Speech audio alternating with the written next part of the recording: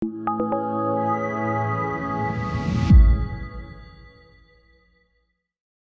Carol van Wyk, and Dr. Carol van Wyk is a social work educator. She's registered with the SAC, SSP, as well as the HPCSA, with a PhD in social work and an honors in psychology.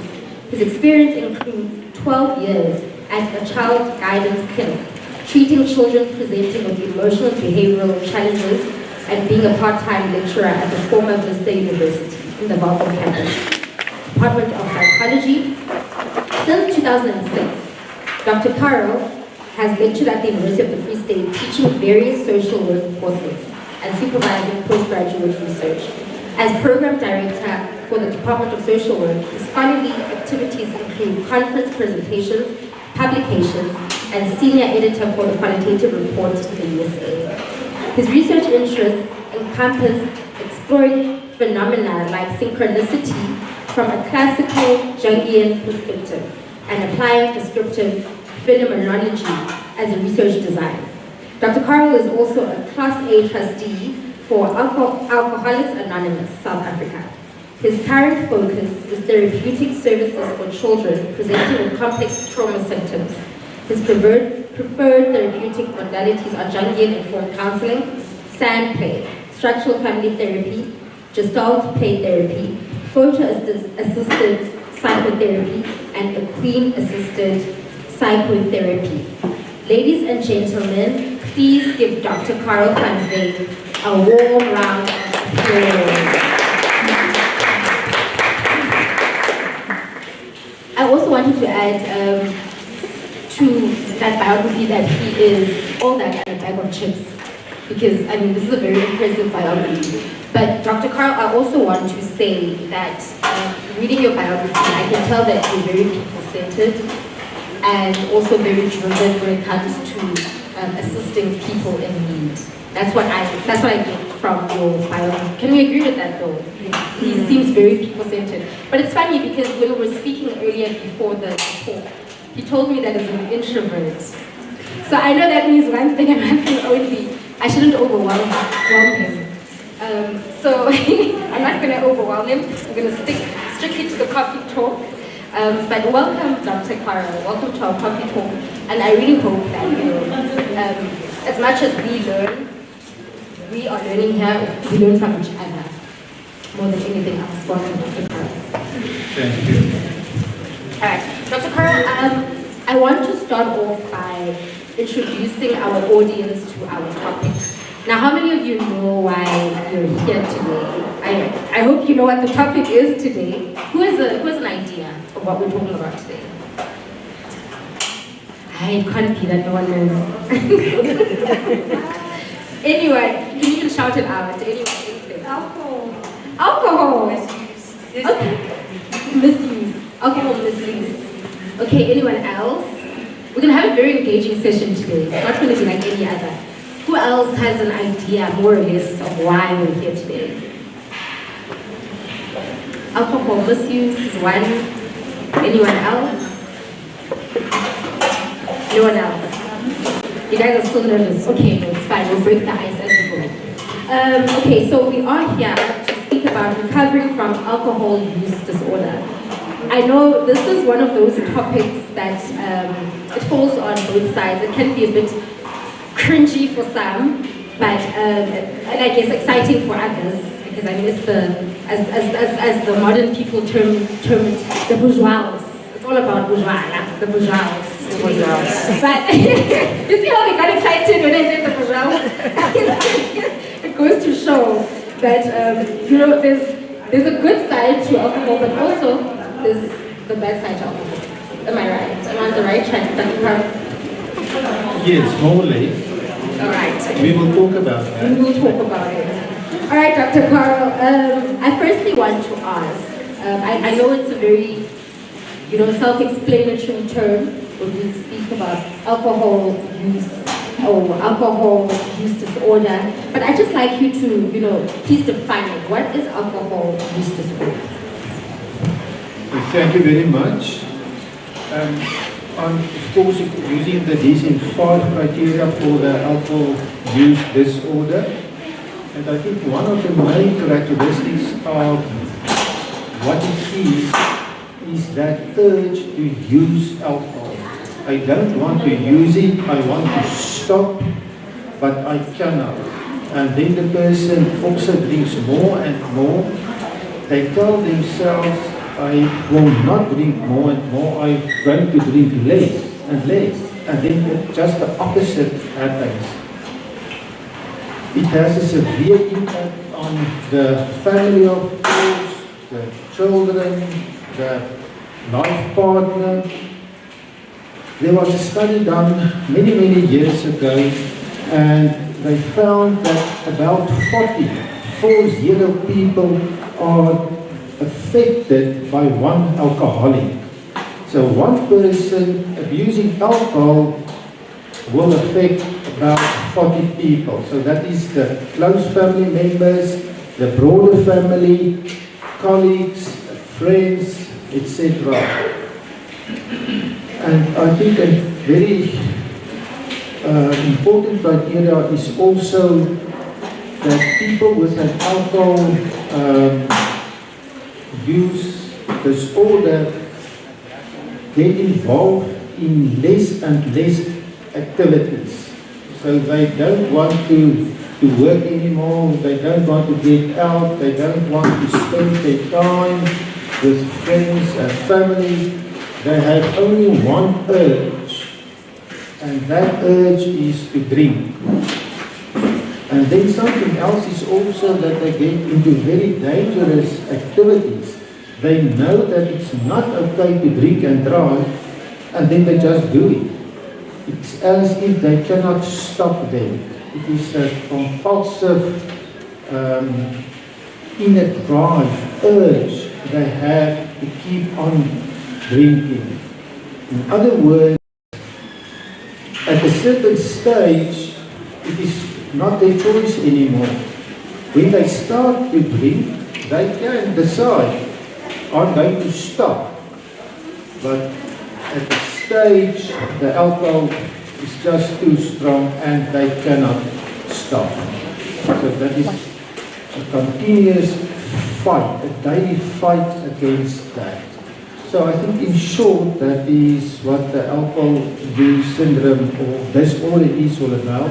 There are about 11 criteria in the DSM-5, and you need to qualify for 2 to be diagnosed as an alcoholic or AUD. Sure. Dr. Carroll, there's something that you said, and I think we can all, or most of us, can relate to that. When you were explaining now, you said, it affects even other people in our families. And I personally can relate to that because we've had people in my family who also, struggled with alcohol consumption and the use of alcohol. But with me saying that, I'd like to just invite you guys to also just ponder on, maybe it's not you personally, but there's someone that you know. This is why we have these info sessions here, so that you can also assist someone else, so that you don't take this information just for yourself, but you assist someone else. With that being said, I'd also like to ask, how do you differentiate then between someone who's a heavy drinker and someone who has alcohol use disorder? Thank you. This is usually a very difficult question to answer. The question is easy, but the answer is much more difficult. I think for me, when a person is a heavy drinker, that person still has the ability to stop and to make a decision, it's enough. I drank too much, and now it's over and done for a month or 2 or 3, and there's not a pattern. And furthermore, they are not driven on a daily basis by the urge to get to alcohol. So their life is not ruled by alcohol. But the person who is an alcoholic or the person who suffers from the alcohol use disorder, their life is actually driven by alcohol to get more of it, to use it on a daily basis. So the heavy drinker can decide, I am going to stop, and they can do it. But unfortunately for the alcoholic, not. So I think the main difference for me is whether there's a pattern or not. So when there's a pattern of drinking, that is a serious risk factor. But when it's occasionally, well, it's risky, but it doesn't mean that the person is an alcoholic. Thank you so much for that. What role then would you say mental health and trauma play in alcoholism based on your experience? I think it has a very tremendous impact on the development of alcohol abuse and developing into an alcoholic. A lot of people experience anxiety, stress, bipolar disorders, and then they start to use alcohol to self-medicate. So the moment I use alcohol, especially at the beginning stages, then I feel okay. And then I start to use more and more of that to get the same effect. Otherwise, then tolerance kicks in. So therefore, mental health issues can predispose a person to abuse alcohol, but once an alcoholic, that can also cause a lot of other mental health problems. I'm thinking now about a person who told me that he started to use alcohol when he was very young. He was forced to do certain sport activities. He didn't like it. And the father kept on forcing him to do so. The coach realized that this child was very anxious, and then he told the child, at that stage he was 14, more or less, just to take a little sip. And then the child, before the match or the matches, he took the alcohol. And immediately he realized, when I'm drinking, I feel much more confident, I'm relaxed, and that developed into a full-blown alcohol abuse or alcohol use disorder. So the underlying mental health issues can create alcoholism. I like that you made that example actually, because I don't think we go as far as I think when children are concerned, I don't think we go as far as, trying to protect them from seeing such behaviors, or, but obviously in the case of, the child that you just mentioned, it was the coach, you said, the coach that introduced him to alcohol, and it started small and escalated. I think also environments like that, as parents, I know there are parents also in the audience, I think that will then also come into play, where parents also need to be very cognizant of what they expose their children to. I mean, obviously you can't always be, you're around your child all the time, but I think in the home, would you say also in the home it's just as important to be cognizant of not exposing your children to alcohol? This is another difficult question. I think we are living in a society that we cannot totally take alcohol away from our children. And of course, children learn from what they see. So if the child sees the parents do take some alcohol, and that's fine, and they do not go overboard, it's actually good. But if the parents drink every weekend and there's a big fight and father wanting to kill mother and vice versa, then the children learn that this is okay. Children believe that this is how it is, and then most probably they will fall in the same trap. If we think about the genetics, then a parent is an alcoholic, there's a very big chance that the child may also develop alcoholism. So, therefore, parents must be very cautious about the use of alcohol and have a conversation with their children about that. So, we are drinking this, we are enjoying this, and how do you see it? How do you feel about it? What do you think about that? And also convey their norms and values. Maybe I will say something more about this at a later stage. All right, and what are some of the most common challenges that you see in people with alcohol addiction? Maybe I'm going to take a step back. We asked the role of mental health and also trauma, and then start with the trauma, and then move also on to the challenges. A lot of people who experience trauma in their lives started to use and abuse substances like alcohol. Now it's very easy to get alcohol because it's a legal substance. And to alleviate themselves and to make themselves feel better, they start to use the alcohol so not to feel the pain of the trauma. And now we have the situation that the person has this learned behavior. When things are not going well, I must run to the whatever.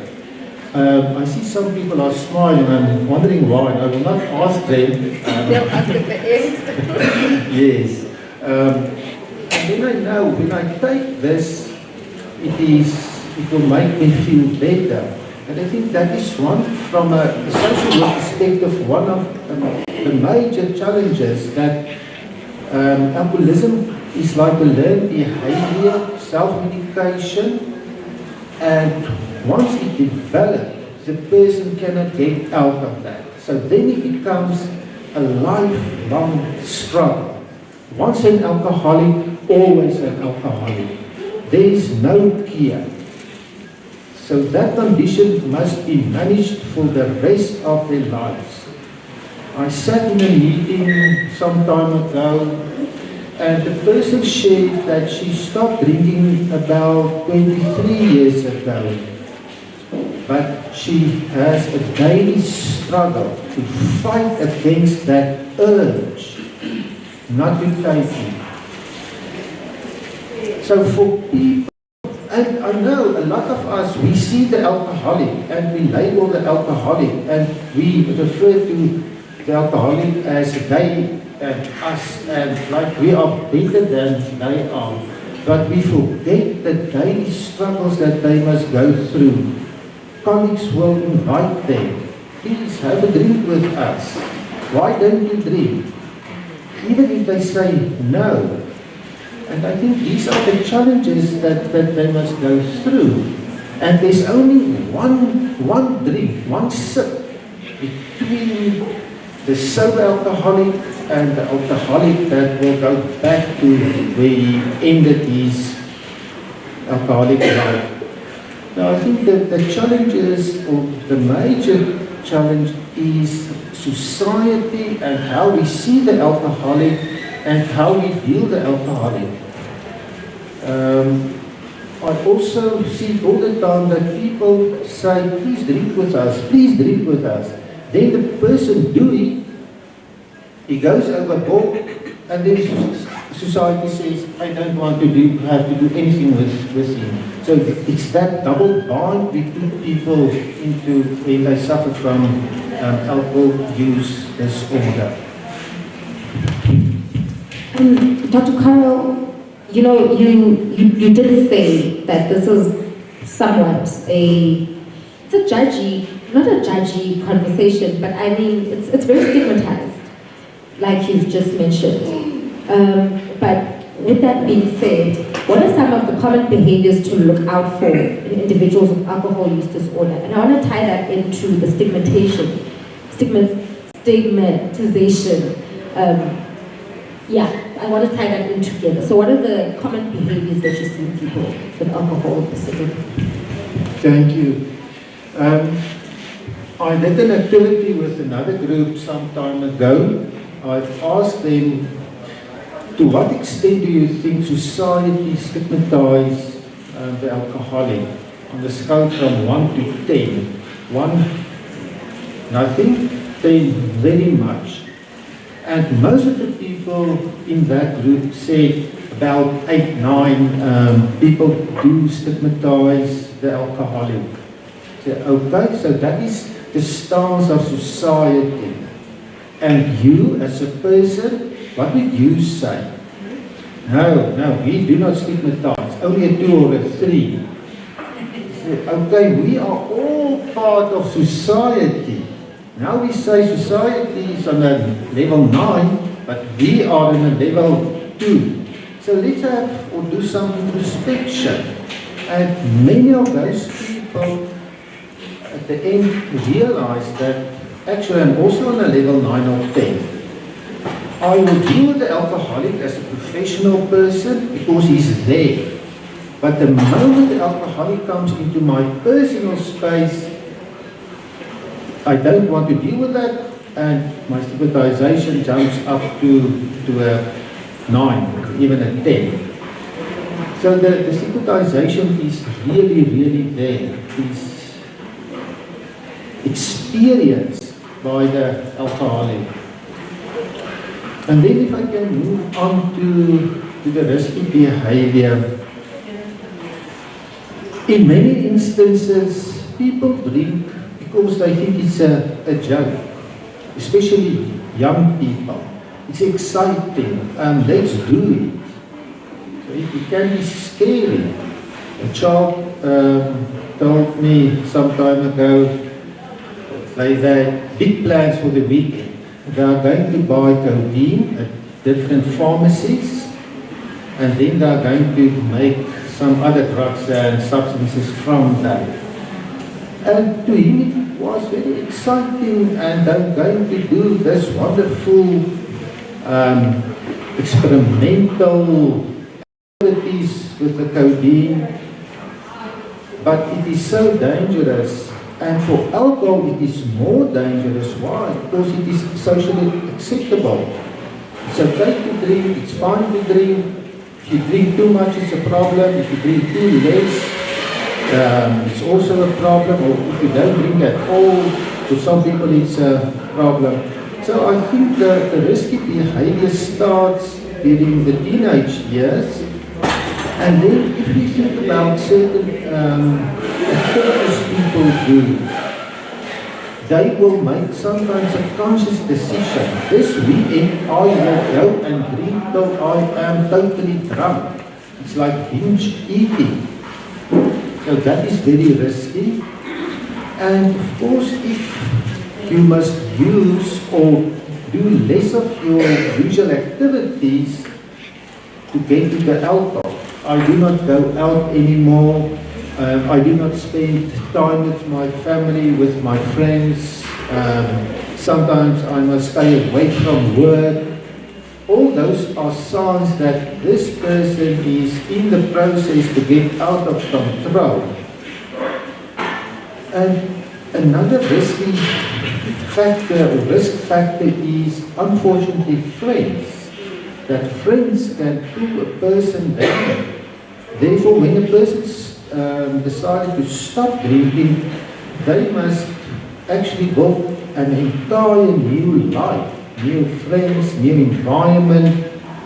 If they don't do it, they will fall back and they will start drinking at that level where they stopped. Sure, you're really highlighting like the seriousness of this matter.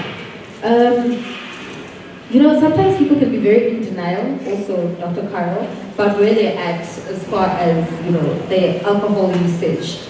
But what I want to know now is what treatment and recovery measures are in place for alcoholics. This is obviously inclusive of, students, staff members, all the people who are here, for those who who are here and those who aren't, what treatment what treatment is out there and recovery measures? And I know when I opened the session, I said there's also a good part to it. This is the good part to it, in case anyone was quotes me wrong. Yeah. So what treatment is out there? Firstly, there is, of course, medical treatment, and when a person is heavily into alcohol and to use it for many years, I believe they must get medical treatment. If we think about the withdrawal symptoms, it can be harsh, it can be dangerous. Some people even die when they stop drinking and they do not get medical attention. And I think at all the major hospitals, the medical people can deal with that. But there are also outside rehabilitation groups and places where a person can go, where they can assist the person to withdraw and to start a sober life. And there are also many faith-based organizations where they get people into their system. A person will maybe stay there for 5-6 months in a very secluded, very safe environment, no alcohol, etc. Then they go through the rehab program. And then, of course, and that is my passion, is the self-help groups, and specifically AA, Alcoholics Anonymous, where people can join a group, and that group can help them to recover and to stay sober. As I've said previously, once an alcoholic, always an alcoholic. And I believe if a person attends the AA groups or any other groups for that matter, it can help that person to stay sober. Because it's a daily fight. It's a daily struggle. It is always there. It will not go away. I don't know if I can say something more about the AA. Thank you. Do you know the AA, Alcoholics Anonymous? Are you aware of the AA? Then most probably you have heard about the 12 steps. And the 12 steps takes a person through a recovery process. But that process is a lifelong process. So it's not that you go join an AA group, a closed group, and then you work through step 1 and step 2, 3, etc. And then when you are done with all the steps, you are fine. So they work through the steps and the 12 traditions actually for the rest of their lives. And if I may, just to give a little bit of history about the AA. Long time ago there was a psychiatrist by the name of Carl Gustav Jung. At the later stage he became a psychotherapist, and he once treated an alcoholic. And the person, he was not able to help that person. The person started to drink all over again and again. And then at the stage you said, I cannot help you, I cannot treat you. You are a hopeless case.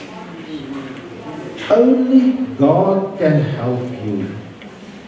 So if you do not have a spiritual experience, you will suffer from alcoholism for the rest of your life. And that triggered something in that patient. That patient went back home, he met another alcoholic, and based on what Carl Gustav Jung said, they started to develop the 12 steps. And the 12 steps are heavily focused on spirituality, not religion, spirituality, where they believe that you must meet God. And when I say the word God, I use it in a very broad sense to help you to recover with all the medication and all the psychiatric and all the medical assistance. So therefore, they, if I say they, I refer to the alcoholic who decided to stop drinking and to go through the 12 steps program. Sure, that was very extensive, but also very informative. Dr. Carl, I love that you are highlighting the work that AA does, because I think that is why we're here today, so that we can be informed about not just alcohol use syndrome, but what recovery steps there are. I'm going to now open the floor for questions. You guys have been noting down your questions, and I'm only going to take 3 questions. So it's going to be a first come, first served basis. I see there's already a hand up. If your hand is not up after the game, I'll be in trouble because we only have 2 more slots. Okay, so there's going to be a roaming microphone that will come to you. Yeah, you can ask whatever question that you have. Our first question is here in the front. Can you please have a microphone in the front, please?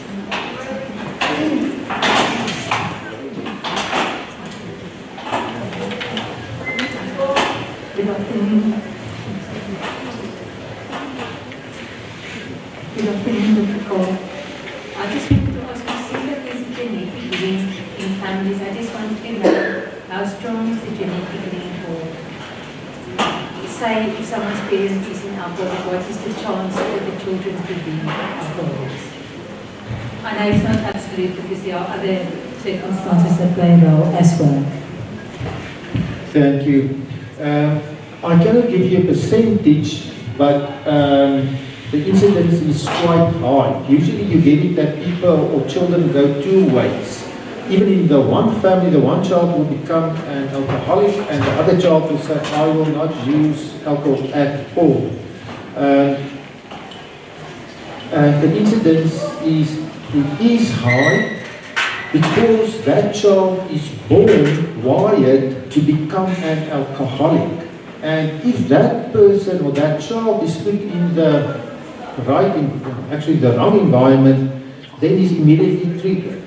And then he cannot stop. So once starting to use alcohol, it is over and done with him. So the incidence is high, but as I said, I do not have a percentage.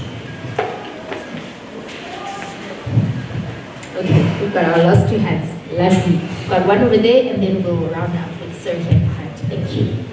Thank you, Dr. Carol. I just have a question. I once listened to a radio interview where they were trying to dispel myths around alcohol use. So I'm going to do a very colloquial term. I hope you will have heard about it in the rounds. There's this thing called pizza face, right? Have you heard of pizza face? Sorry, I can't hear you clearly. Pizza face, you know what pizza?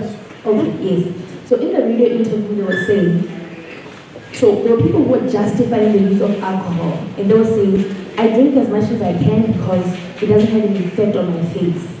But then other listeners were calling and saying, no, if you drink too much, you will have a pizza face. So I want to know, what is the science behind pizza face? For example, I know if you drink a lot of brandy, they say it's got an impact on your liver. What does alcohol do to your skin or to your face that results in you having a pizza face? Thank you, Dr. Paul.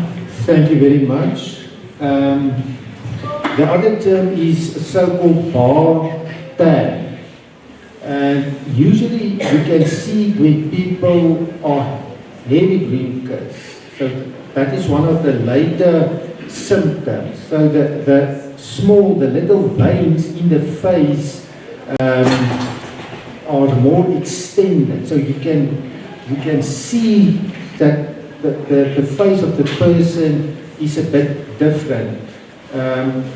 I presented something about the AA for another group, and I could identify one person in the audience with a bald tag. So it alerted me to be very sensitive of what I say and how I say it, so as not to offend the person. But if a person has that so-called bald, then you know he's far, far into that. Alcohol affects actually the entire body. You mentioned the liver, the brain, the skin, the kidneys. So it is one organ that is also affected, and that is one sign that you can see that is present. Our last question will be from, can you please have a roaming mic to the gentleman? Yes. Thank you.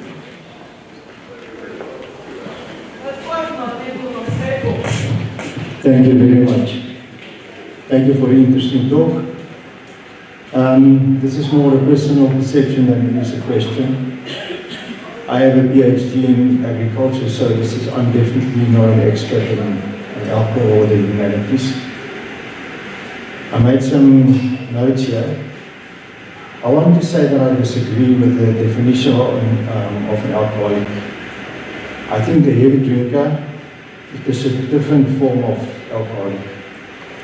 And the heavy drinker or the binge alcoholic, like most of us been guilty of, also affects 40 people around them, but maybe on an irregular basis. I have witnessed children that have seen a parent drunk once with traumatic consequences. Parents who are not alcoholics, as the definition that we think they are. At the start of your talk, you mentioned the good side and the bad side of alcohol. I have yet to see the good side of it. Maybe you can explain to me. And then I want to say the last thing. If we want to fix the problem of alcohol in our society, we need to start launching an awareness campaign of what the definition of alcoholism really is. There are many forms. If you get drunk once in your life, or more than once in your life actually, you are an alcoholic.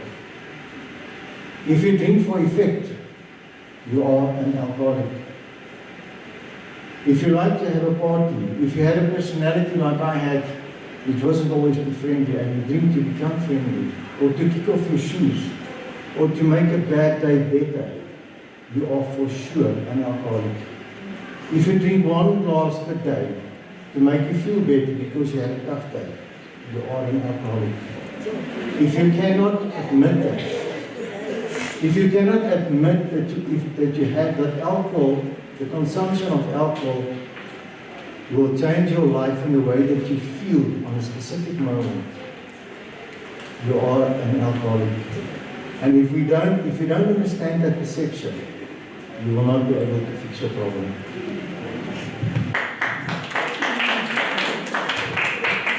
Thank you very much for that, sir.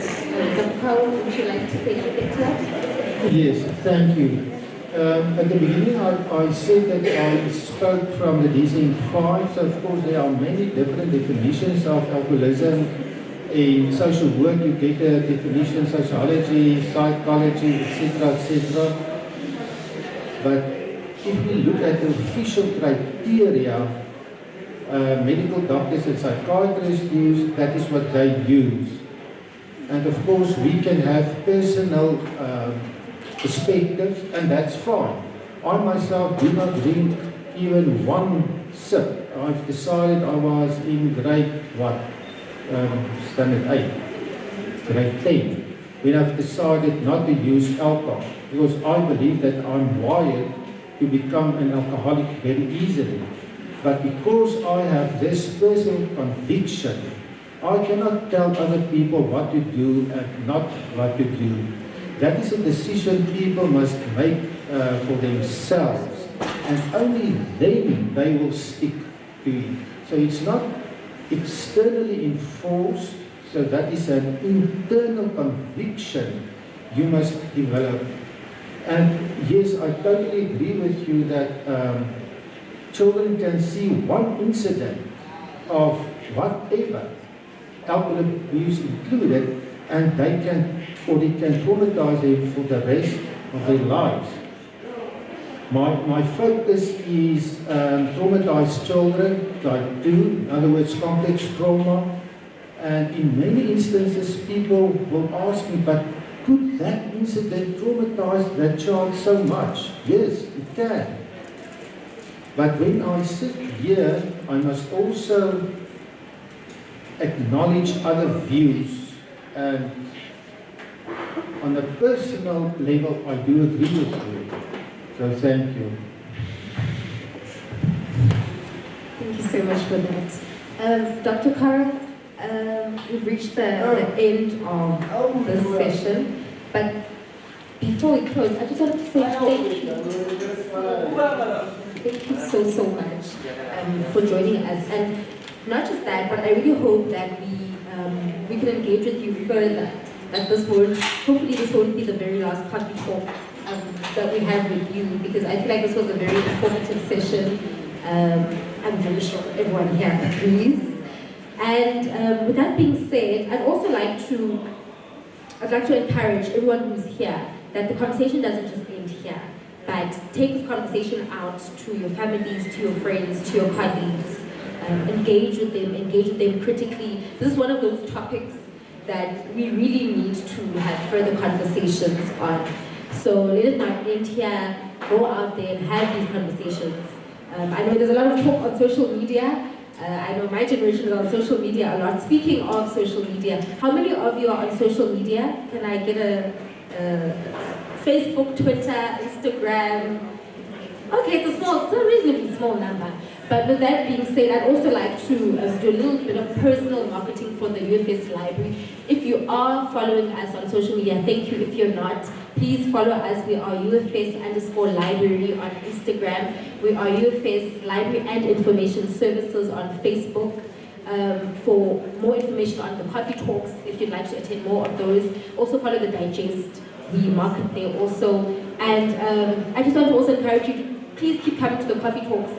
These are very critical engagements in the society that we live in. Thank you so much. I'd also like to now give a vote of thanks to our tech team for the lights and the audio as well as the visuals, the whole team.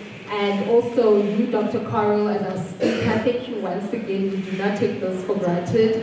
And also, lastly, but not leastly, like to thank you as our audience. You know, we have these coffee talks and it's never possible without you as our audience. So thank you very much. We love your support and we thank you so much for your support. Please continue to support us until we see each other again next time. Thank you. Please give Dr. Coral a round of applause.